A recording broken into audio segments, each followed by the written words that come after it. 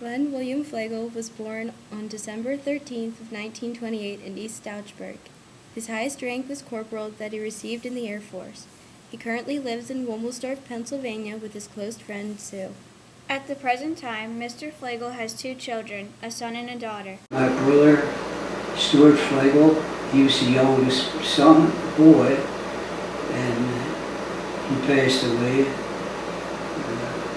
And then Gerald, he was another son, and he passed away. He was 54, had a heart attack. I had 2 sisters, they're both living today. June and Helen Hoover, June Weber, her husband deceased. Both of his brothers had been drafted a few years before himself. Before the time of Mr. Flagle's draft, he was a lineman for AT&T Company. His job included working with cables and coils, so he was drafted around the age of 21 into the United States Army. Mr. Fleagle had a positive outlook about being drafted, explaining that the Army was an experience. If he were not drafted, he would have wanted to enlist. His neighbor had insisted that they enlist together, though Mr. Flagle's mother cried at the very idea. It was decided that he would not enlist due to family issues. Instead of the enlistment service years of 4, his draft only had a service time of 2 years. Upon leaving for training, his family did not know in what country Mr. Fleagle would serve. Eventually ending in Korea, he could have also been sent to Alaska, Japan, or Germany. He was told that he would be sent to Korea due to the mass amounts of GIs being killed in Korea and the need for cables used for communication. Therefore, Concord, Georgia was the place of his basic training and later also for specialized training in cable splicing school. In Concord, he spent a total of 4 weeks in basic training. In basic training, Mr. Fleagle learned to shoot many types of guns, which included bazookas and throwing grenades. Also, he dug trenches as part of assignments. Lastly, Mr. Fleagle would have to hike many miles in basic training. The start was 5 miles, which increased to 10, then 15, and eventually 25 miles. On the weekends of basic training, Mr. Fleagle and his friends would get together and exercise, even though they did not need to do so. He first decided upon being a machine gunner, which would mean that he'd have to carry a heavy gun through 25 miles. Also, the machine gunner would have a team of 2 other men to carry all the ammunition cans. After hearing of these requirements, Mr. Fleagle decided against his earlier decision. Nevertheless, Mr. Fleagle says that occasionally their whole camp would have to march. This would occur mainly on Saturdays, and it included the whole camp. After this, they were given the rest of the day off. After the basic training step, he received specialized training, cable splicing school.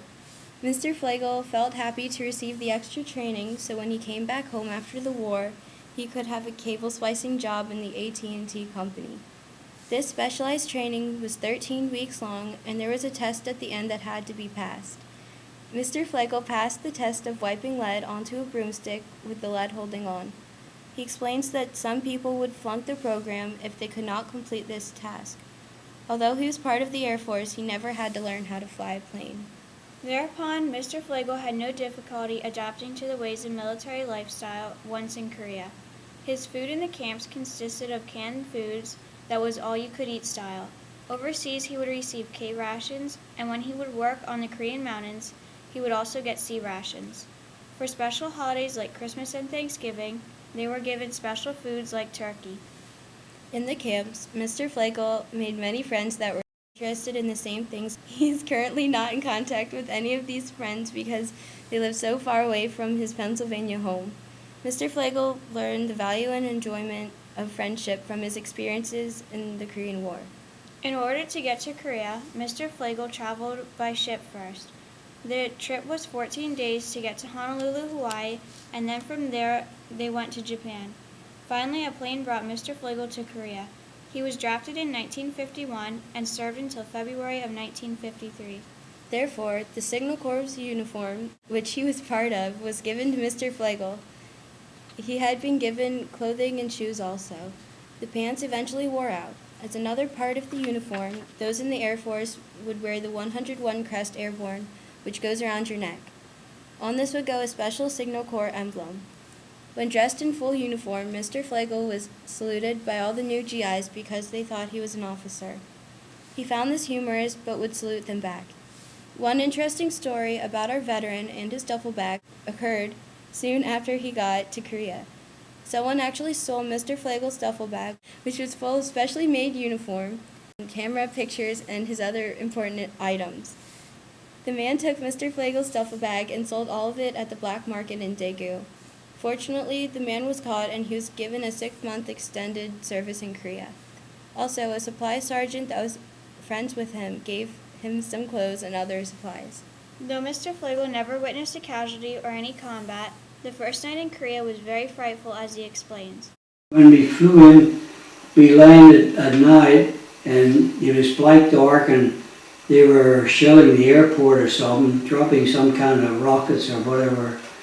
And they put us off of the plane and we didn't know where we were, and somebody grabbed us and pulled us under a flap of a tent. We didn't know where we were. And we thought we'd be killed the next day. When we went into Seoul, we hit these bombed out holes. They drove in the dark. And we thought we'd all be dead the next day. So he just had to sleep in a freezing cold building. That night, he and the other men slept with their duffel bags covering themselves. The next day, they were given blankets. Furthermore, Mr. Flagle's job included the command of over 17 other men while living in a tent. While in the tent, the men would set up cables and then Mr. Fleagle would splice them together. Once he recalls having to splice on a runway and then the planes had to take off a few minutes later. Temporarily, his main city of cable splicing was in Seoul, Korea, though he would also travel to Busan occasionally to work on microwave towers. With the microwave towers, Mr. Fleagle would have to set up lines due to no communications. Also, he traveled back and forth from 8 air bases to figure out the type of communication needed at that location. Once he went to 8 landings in one day, which he describes as having a good time. To get to these air bases, Mr. Fleagle would travel by airplane. During one of those, he was actually on a mountain. He says there were certain safety rules of the mountain. Next, on the normal job day for Mr. Fleagle, he traveled by truck, which was his own personal truck. This truck was called a weapons carrier and made sure that Mr. Fleagle was never late to where he was needed. He was allowed to go anywhere with his truck whenever he wanted to. He once saw an old bombed-out building in Seoul. Also, when not having any cables to splice or fix, he and his 17 men would put up large cables. The cables were about 3.5 inches and were put across runways. With this type of job, Mr. Fleagle and his men worked right next to the jets that took off. He remembers covering his eyes so the pebbles would not hit him in the face. Once the cables were up, Mr. Fleagle would splice them together and had 2 Koreans that would help him. The Koreans pushed down on the lead joints for him, and they worked together as a team very well.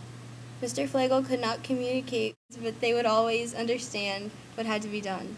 Afterward, Mr. Fleagle describes Korea as very different than American life. Korean mountains were much larger and the people lived differently. The people's houses were huts with tar roofs or whatever could be built. Clothes were washed by the women in the river and then beat on rocks. He says that the children of Korea would often ask him for candy. Sometimes the children would be seen playing on the streets. Mr. Fleagle eventually found it normal to see the new lifestyle, but he recalled it as strange in the beginning. There were 30 men in the 440th Battalion along with Mr. Fleagle, though he was in a compound with 17 other men away from the main group. In their separated group, they lived in a tent. Mr. Flagle's group did not have a lieutenant because he had gotten called back to America due to the death of his father. Mr. Fleagle knew what to do in the situation and took care of about 1,000 private telephones as part of his job when living in a tent. As a result, he lived in a tent for 3 months during the winter time.